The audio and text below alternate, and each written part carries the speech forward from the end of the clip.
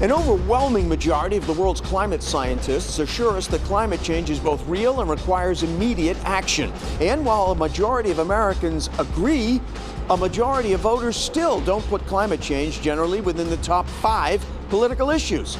Will that change with an upcoming presidential election? Very important. Very. Incredibly important. I'd say 1 or 2. You would? I mean, obviously for future generations, that's something that we really have to think about. Not at all, really. Not at all? No, I just think it's a natural thing that happens. They want to destroy our countrysides, put windmills all over them. Donald Trump is repealing everything that's good about the climate, about animal protections, everything. But it's priority number 1 for you. Yeah, and I know some people under 30 who it's their number 1 priority.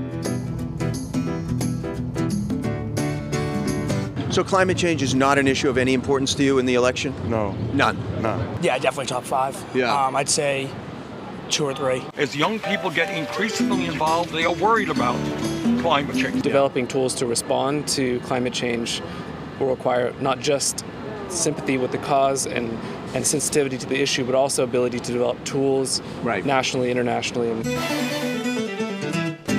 Which brings us to the Sunday Roundtable this morning. We have assembled, and we're joined by Democratic political analyst Marianne Marsh, Republican political analyst Rob Gray. It's too bad you guys don't have too much to talk about this morning. Right? Tough couple of weeks for Elizabeth. Yeah, right. It was a tough couple of weeks for Elizabeth Warren. She had the best organization, geographical advantage, and plenty of time, but she finished with no delegates. What hope does she have that her organization will do any better in Nevada, South Carolina, or Super Tuesday? Rob, we'll start with you. Well, 3rd in Iowa and a distant 4th in New Hampshire is no way to win a presidential primary. Elizabeth Warren is in big trouble. Paul Tsongas from Massachusetts won New Hampshire in '92. John Kerry won it in '04. Mitt Romney won it in 2012. Single digits is not good enough. I think her campaign is close to over. Marianne, does it come down to the candidate herself? Well, every campaign is a referendum on the candidate, correct? But what I think failed Elizabeth Warren here was the strategy. It wasn't until election night when she made the case against Bernie Sanders and against Pete Buttigieg and for herself, but she never said the name Sanders or Buttigieg. That's what you have to do. If you're running as someone who fights for someone, you've got to show people you've got fight. And they're looking for that now. Yes, you're saying you're the unifier, but you have to show people now that you're a fighter. Not that you were in the past, not that you will be when you see Trump or as president, but now. And that's what she needs to do. And the other thing I would say is, I think that there are a lot of people who want to help the Warren campaign, really good, smart, talented people who support her, and they should start bringing in more people to help them, because they're going to need every single one of them to at least cherry pick delegates, which is what they got to do. Massachusetts. I'm sorry. But are you saying, in other words, she needs to go more negative? Is that what you're saying? No, it's not negative. Say what. Bernie and I are friends, but here's how we're different. I mean, her strategy now has to be that she lasts long enough that she's the progressive capitalist alternative to the progressive socialist Bernie Sanders. But you got to collect delegates to do that. Name names. She's running out of money. She's running out of money, and she spent less than $2 million advertising in New Hampshire. Didn't attack anybody who was ahead of her. Her strategy, I agree, was bad. And I'm not sure how she's going to turn it around without a major money infusion. She's got 1 million donors, $5 from every 1 million donors. That's $5 million. But that's also what Amy Klobuchar has raised in like 3 days last week. So obviously, if she's from Massachusetts and she's running for president, but there are also 2 other Massachusetts politicians that are around there. First of all, Deval Patrick and Bill Weld. Patrick is out now, but Bill Weld says he's still waiting for a lightning in a bottle. So what's the political moral of their stories? What do you think, Marianne?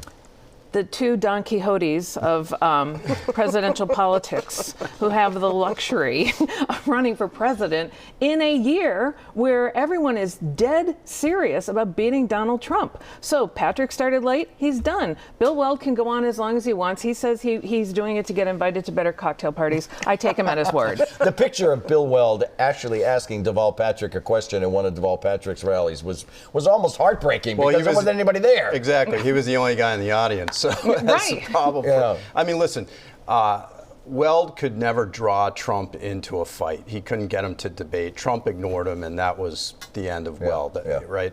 Deval Patrick got in too late. Both of them were underfunded, and funding matters. So they weren't and they aren't going anywhere. So let's quickly go over the 3 winners, Sanders, Buttigieg, and Klobuchar. What's their path in Nevada and South Carolina before they face the big pocket Bloomberg on Super Tuesday? Marianne.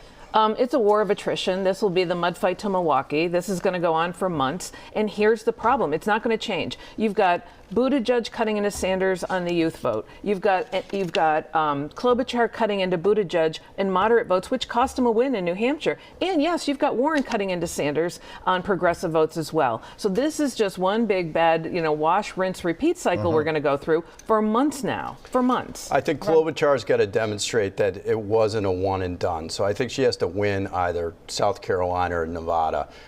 She was floated by moderate voters in New Hampshire that probably don't exist as much in a liberal caucus in Nevada and South Carolina with different demographics. She was also lifted by a wonderful performance in the debate. A lot of New Hampshire people said that too. So before the election, and we have a debate upcoming that could do it again. All right, real quickly on Channel 5 this week, you said Biden was killed in Iowa. So the question for both of you is: does Biden even survive by the time Bloomberg gets back and gets into the race? No, and he shouldn't. And if I were Joe Biden, just like he left New Hampshire before the polls closed, he should leave South Carolina or leave before Super Tuesday and gracefully exit. Yeah, there's a huge, huge hole in the bow of the SS Biden, and he's at sea, and you can't fix it while you're at sea. Taking on water, huh? Glub. All right, we'll be right back.